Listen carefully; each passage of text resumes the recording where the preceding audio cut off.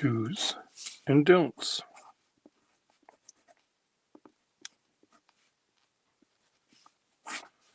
That how you spell do's and don'ts?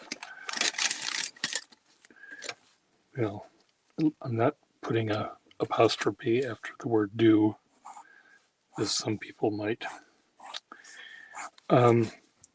So here's some advice from a pen show attendee and a pen show dealer to you, pen show attendee. You'll discover as you walk through the door of any pen show, you'll be like a kid in a candy store. You're going to see all these things that you want. You want to try them all out. You want to buy every single one of them. But you don't have the money. You don't have the time. So how do we make it easier for you to decide what you want? So I would recommend,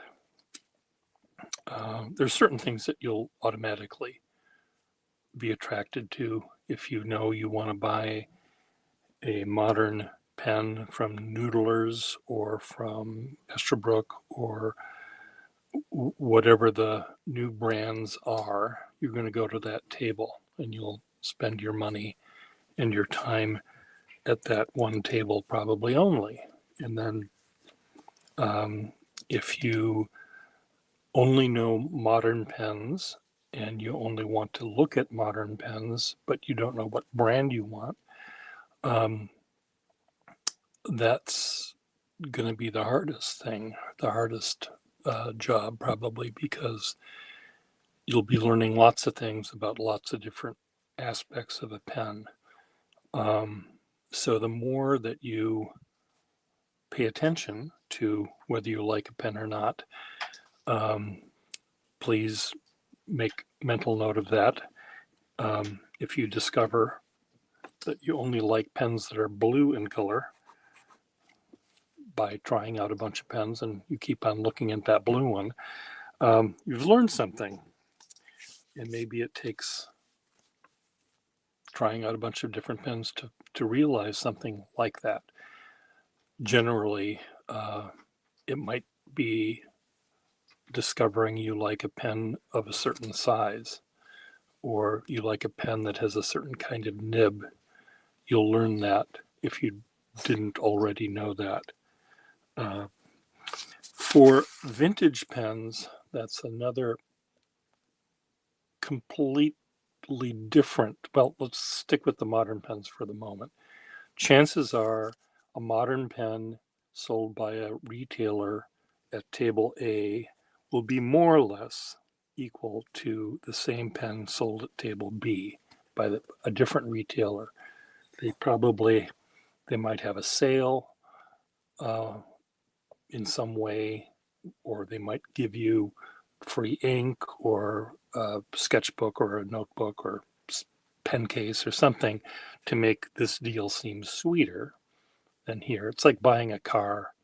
The same car at two dealerships aren't going to be priced the same.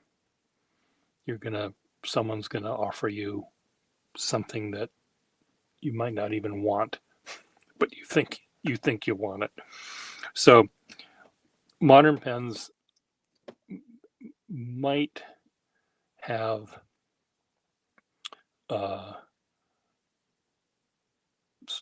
some regulations or some rationale or some similarity between them that you don't see in the vintage pen world.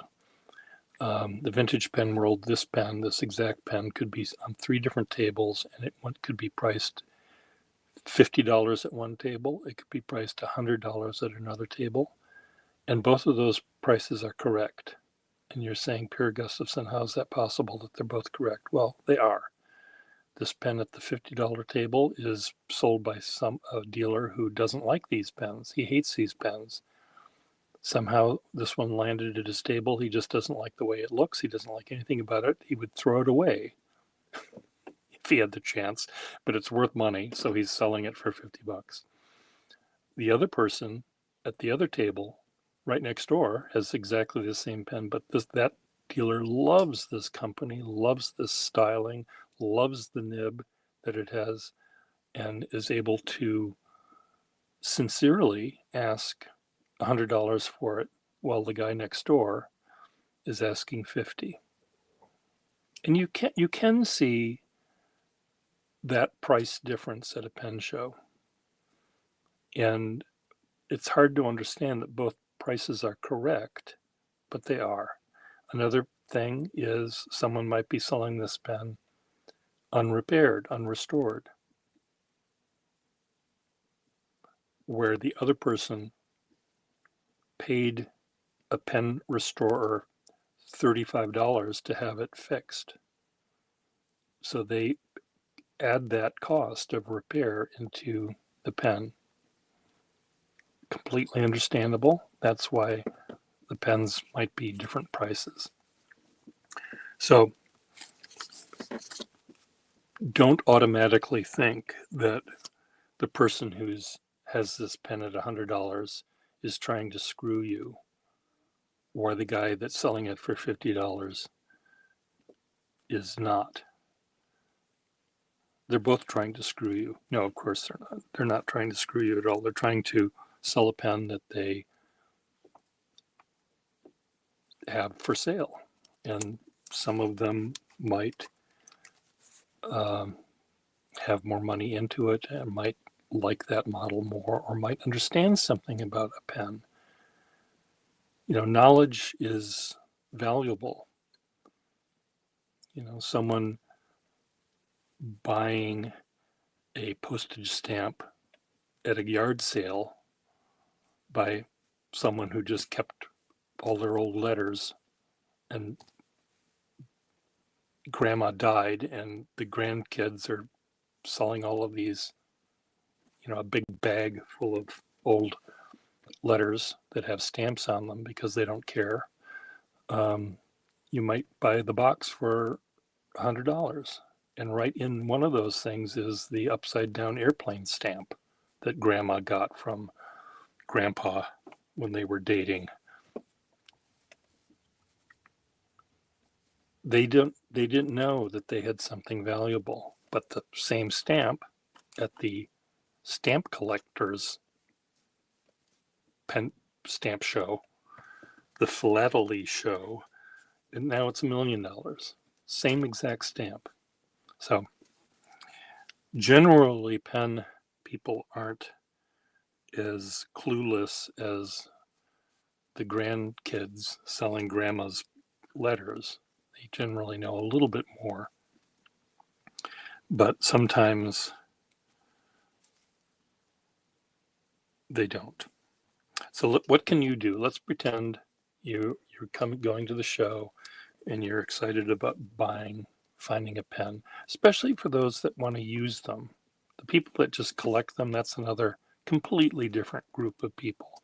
And I'm not addressing those. You people, you can go back to watching something else on YouTube. You can go away now. I'm talking about the people that actually use a pen, fill it with ink, write a letter, take notes in class, sign checks, draw, do calligraphy, whatever they're doing. This is for you people. So the best thing for you to do in your do department, bring with you right now your favorite pen. Bring favorite pen, whatever it is. And you're going to say, I really love this pen. I would like to get another one like this. This is the kind of nib I like. I want to get another pen like this. It'll do this kind of thing. Or do you have something that's exactly like this pen, except I want it to be thinner? Is there such a thing? So bring the one or two or three that you like the best as how they work. Not what they look like necessarily, but how they actually write. Hello, Ms. Marilyn Darling is in the room. So bring your favorite pen, bring the paper, bring your favorite paper you use, your journal, your sketchbook, so that you can try out these pens that you're buying on the paper you're using to write on. I bring really, really nice paper. Here's a secret. Here's a pro tip for pen dealers out there.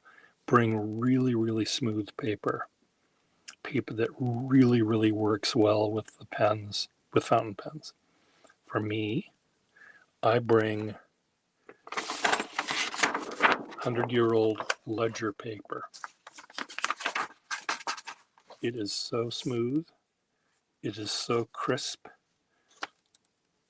There's the pen glides, the pen nibs glide over the top. It doesn't tear, it doesn't bleed. Every pen writes well on this kind of paper. It might not write well on the paper you bought that you use in school. You know, the loose leaf binder stuff. If they even make that anymore, I don't even know. There's some very nice, very expensive stationery that has beautiful texture to it. Sometimes that textural paper can tear. If you're writing with a really fine nibbed pen, it might tear that paper. So, but if that's the paper you want, you bring that. I would say almost bring the ink you like, but I'm not. I'm going to say that. Don't bring your ink. Don't test pens. Don't test my pens. The dealer's pens.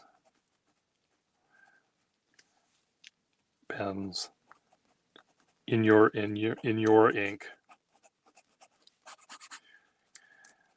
Ink doesn't always work well with one another with pens. There's certain inks that have that sparkly, glittery crap in it that clogs pens. I don't care what you say, that glitter is actual little tiny microscopic pieces of metal that's in that ink that's causing that to happen. And whatever chemical is causing your ink to glow in the dark, that might not work well with the plastics and the rubber parts of a vintage pen, or any pen for that matter.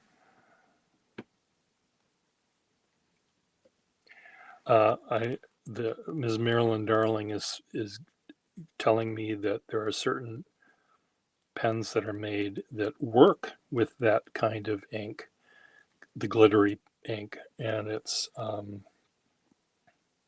Noodler's Conrad is the best kind of thing. Now that might be because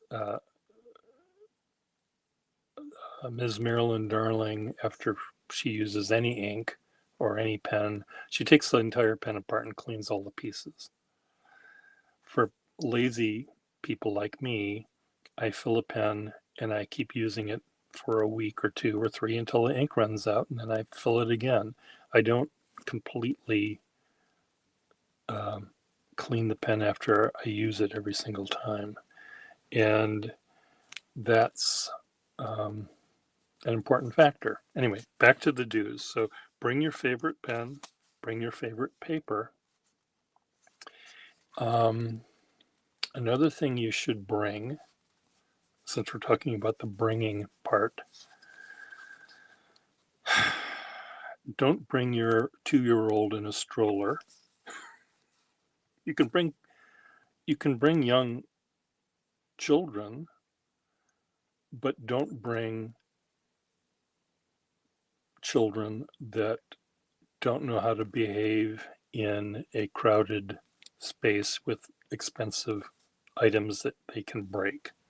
Now I know all of your children, each one of your children are perfectly well-mannered and everything else, but it's best to not bring them unless they are actually interested in pens, I think. Interested in drawing. When a child, a young person comes to my table, I usually have a box full of fun pencils, and I'll say, hey, why don't you look through one of these? pencils. These are kind of fun. Look at these. And they'll go back to talk to the parent and try to sell them the $100 pen or the $50 pen or whatever. And the child is occupied. And usually if they buy the pen, I'll say, you know, your child is, which pencil would you like, you child? You know, you can have it for free. That's what I do. I don't know whether other people do that, but that's what I do.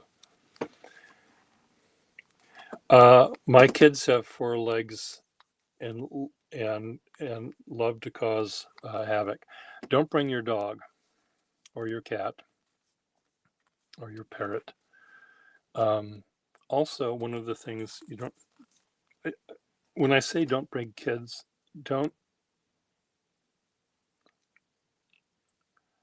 get a babysitter. Have the kids stay home with the babysitter. I'll put kids in parentheses because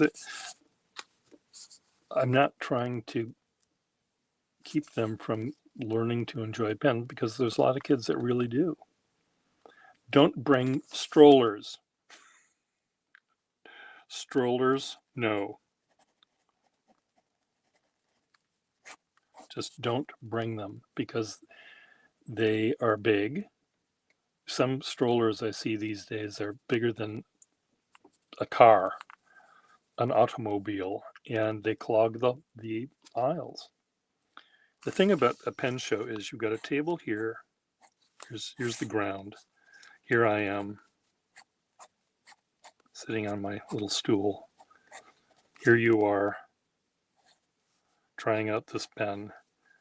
And here you're bending over. Here's your butt.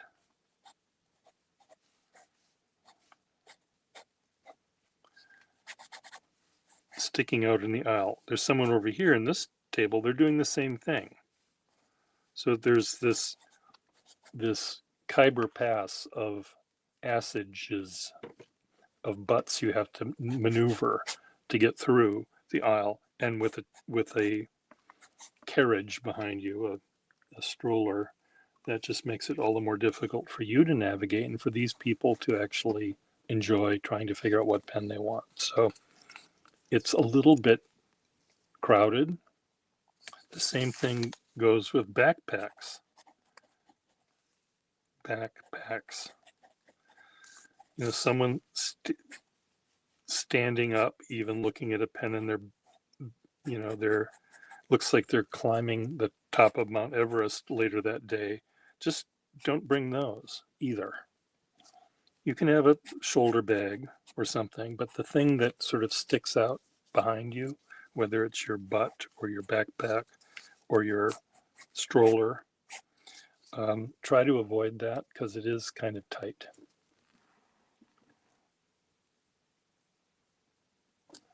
Someone falls and everyone's like the domino theory. And you can trip over them, and that's it's not a good thing to do while you're in a confined space. The aisles between these things are big enough by law, to have a wheelchair go through, and I don't know if there's room for 2 wheelchairs to pass, especially when there's people standing at the tables. But don't bring unnecessary luggage with you. Another thing to bring, cash money.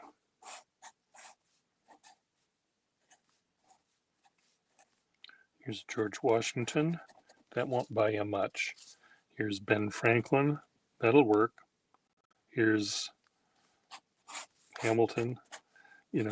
Bring cash. Cash is king.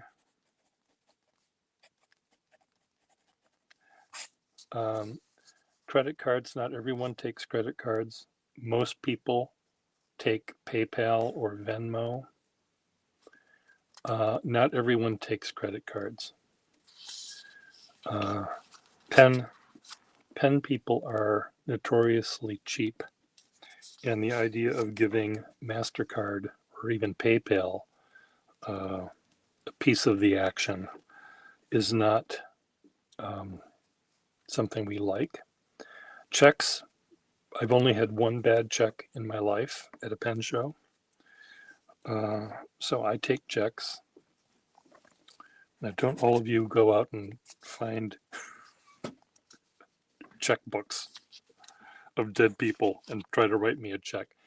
I take checks from almost everyone. Almost everyone knows almost everyone. The one time I got a check that was bad, I called them up on the phone. They were local, and she said, well, she just had changed banks or something, changed accounts. So there was a slight snafu. Bring a credit card anyway, says Ms. Marilyn Darling.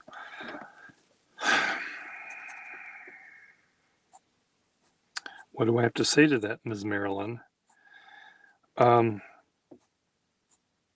Sometimes if someone wants to buy something from me with a credit card, last year I sat next to a company, an actual retailer, and I convinced them to take this credit card for me, and they gave me cash money for it. And I said, take $5 off or whatever for your services that you're doing, but it screws up their accounting. They took in money, but their inventory said they didn't sell anything. So I don't know how that works. Just cash works.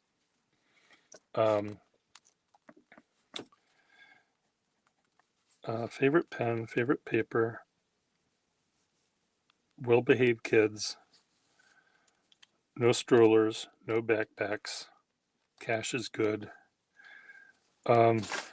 Let's get back to the pens that you're buying. Another do.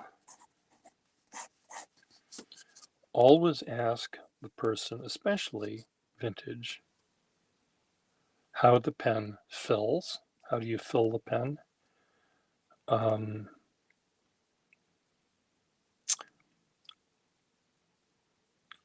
Ask whether you can try it out. There are some pen collectors that have very valuable, very fragile pens that are thousands of dollars. And if you just pick it up and pull the cap thinking it pulls rather than unscrews, and you break the pen in half because you didn't mean to do it, it's an accident, but you just broke $1,000 pen because you didn't know how to undo it. Sometimes what I do when I'm showing someone a pen, this is a vintage pen, one of the few vintage pens that the cap pulls off rather than unscrews. I'll pull the cap off or unscrew the cap. Sometimes I'll post it. Sometimes I won't. I'll hold the cap in my hand for them to try it out. If they're really into the pen and they're understanding it, I'll say, well, let me put the cap on. Do you normally put a cap on the pen? Well, let me put it on there for you. Sometimes if you shove a cap on the back of a pen, you'll crack it. Sometimes you don't know how hard you're supposed to put a cap on the back of a pen. You can easily break it if you press too hard.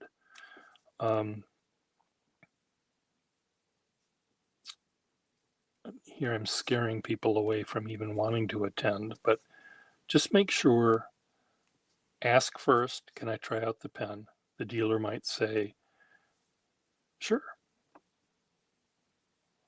And they usually have ink at their table and you can try out their pen. You might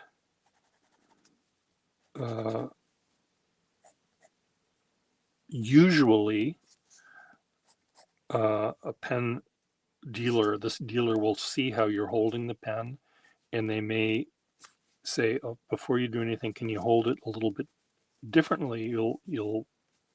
When I see people on YouTube, and they might be actual calligraphers, and they're holding a pen like this, I start hyperventilating when I see that, because first of all, I don't know how they can even see what they're doing.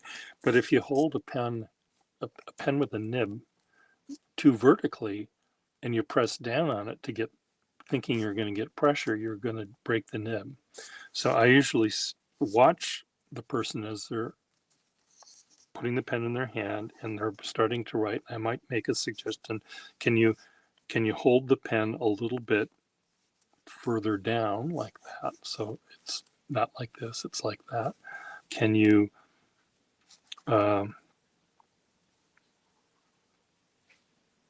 I'll give advice. And when I give advice, if you're at my table, at least consider it. Don't dismiss it as nonsense. I've done this, been selling pens for 40 years, and I kind of know what I'm talking about, and I think I know the things that can help you find the pen you want.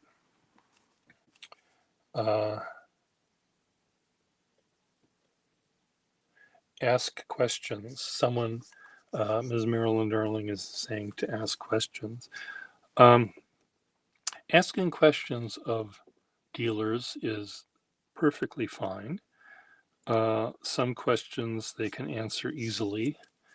Some questions, the answer is really, really long and, to my mind, really, really boring.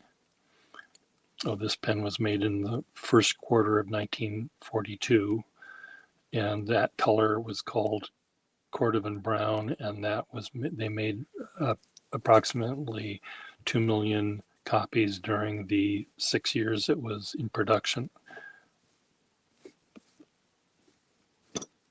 That's not very interesting to me. It might be to someone else. It's fine.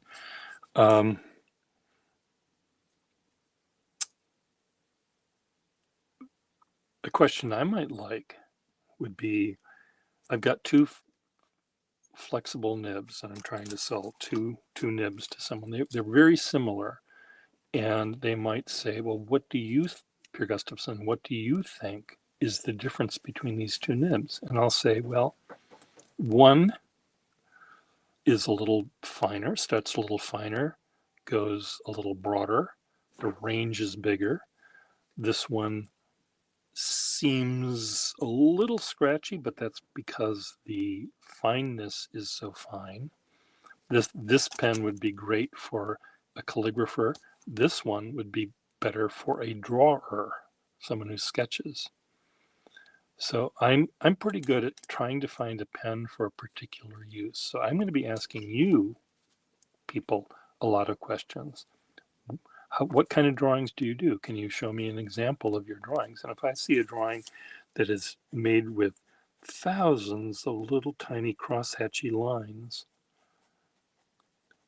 that tells me volumes about how you hold the pen and how you think and how you draw. If I see another drawing that is made with expressive, crazy, bold, crazy lines going all different directions, I'll say, I'll carefully take the pen that they're trying away, try to hide it, and give them a pen that has a big, bold, flexible, rubbery nib that I think they'll like better.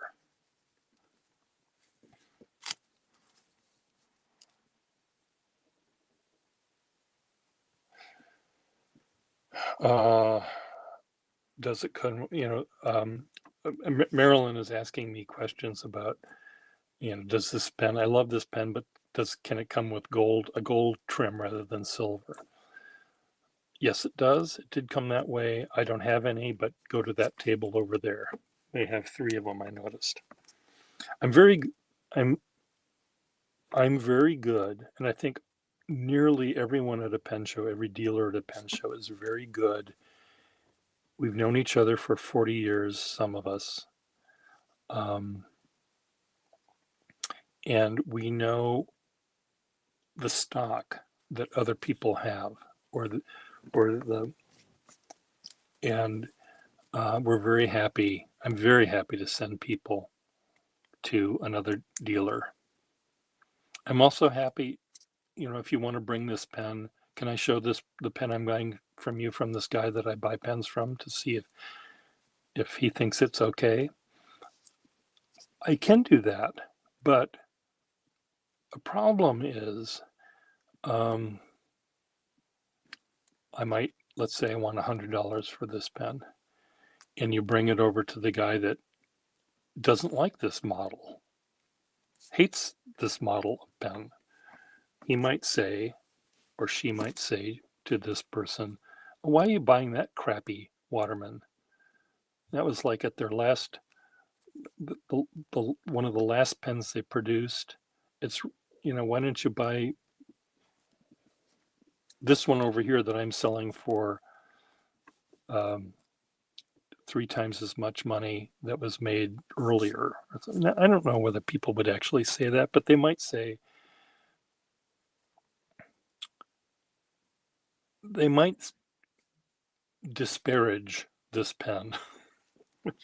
And I'm holding this pen because almost everyone hates this kind of pen. The Waterman Stately Taperite pen. I like them. I'm one of the few people that actually do, but many of my cohorts don't like these pens because they tried to copy one of the most perfect pens in the world, the Parker 51. This was Waterman's version of this pen, and 99 out of 100 pen collectors will tell you that the Parker 51 is by far superior. I'll even tell you that. This pen is far superior to this one. From design, from manufacturing, from everything about it, this pen is better than this. But this pen, because there's more nib showing, this pen can make a varied line that a Parker 51 cannot do. So I like these pens for that reason.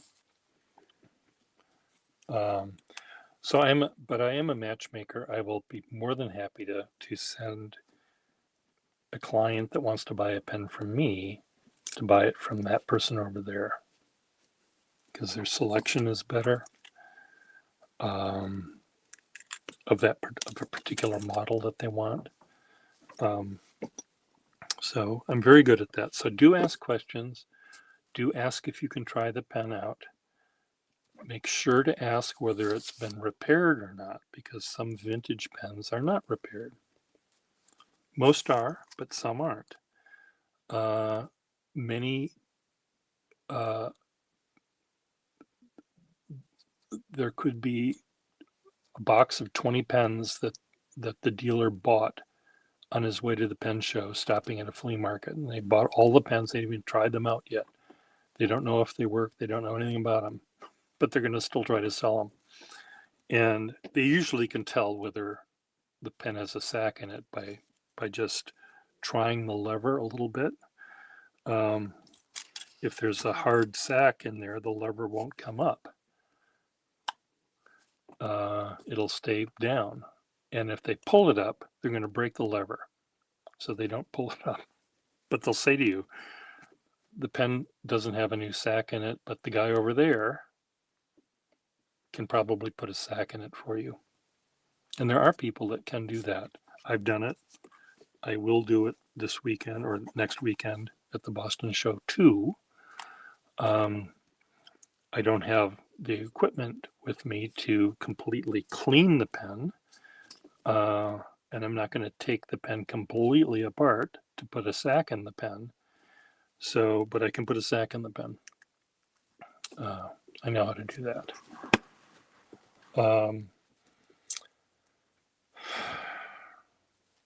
What else can I tell you? What am I forgetting about doing and don't?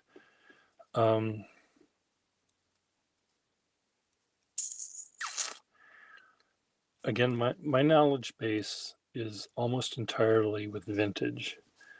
With modern pens, the company that's selling them has the retailer that's selling them has their own store policy about returns and things like that. A manufacturer might have their own policy about guarantees and all that kind of stuff.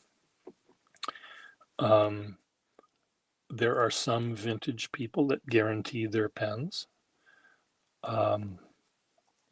Almost always, I will tell someone that if you don't like this pen, I'm in Somerville. I have a studio down the street from here. If you don't like this nib, bring it back and we'll try to find a nib you like better. Or if there's another pen, if you're trying to, you don't know which one you want, but you're going to buy, I'll buy this one. And they call me up and they say, I really think I like that other one better than this one. Well, let's come and we'll swap it. Now, the price might not be the same, but the last thing I want to do is sell a pen that's going to sit in a drawer ignored for the rest of its life. I want to get a pen in your hand, in all of your hands, that you're going to be happy using and owning. So I don't believe I have ever returned a vintage pen, to any dealer, ever. And I've been buying pens for 40 years from dealers.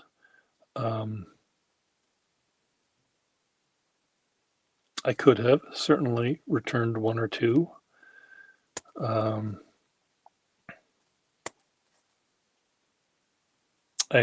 Sometimes I wish I could have returned one or two. I wish I looked more carefully at the pen. Also bring a loop. What's a loop? Here's a loop. Bring a loop so you can, especially if you're a collector.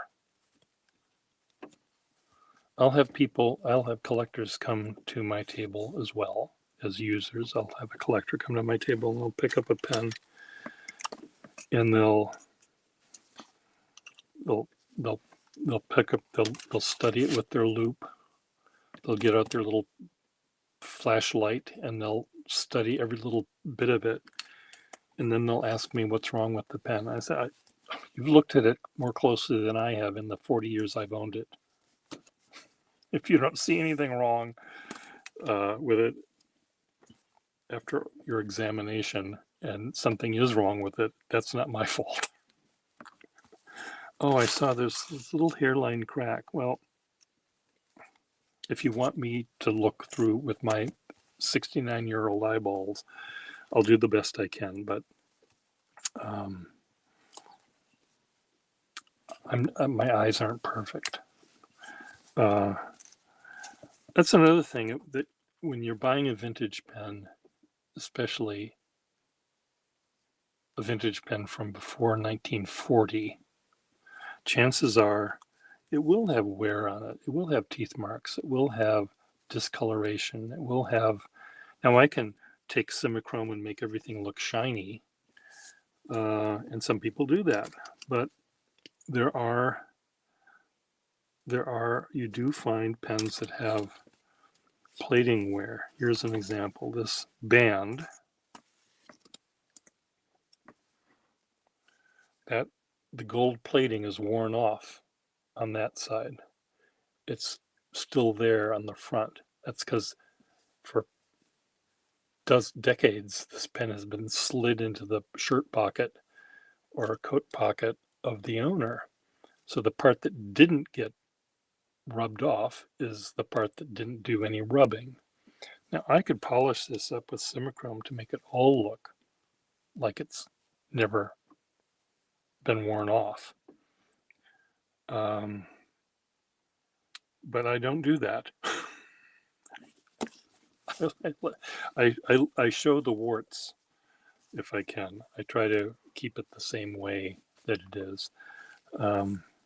Another thing, if you see pens that are all shiny, clean and sparkly and everything, even if they don't have plating wear, but they don't have fingerprints and all that kind of stuff on them, chances are they're going to be a little bit more expensive than someone that just has a shoebox full of pens.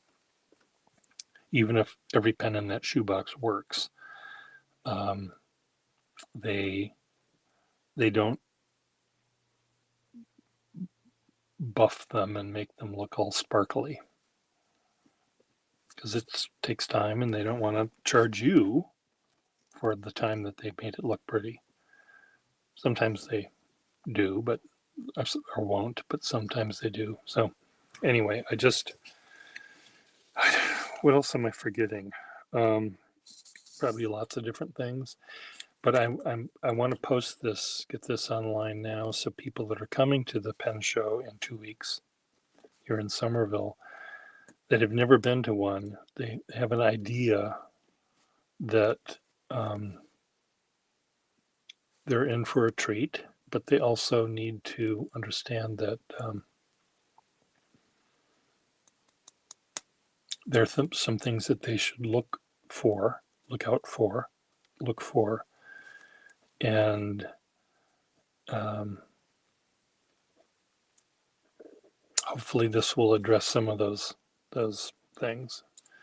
There are two people saying in the room here that are saying that are watching me. Do they have any question about what am I forgetting? I know I'm forgetting lots of stuff, but this is mainly, I think I covered most of the points. Bye.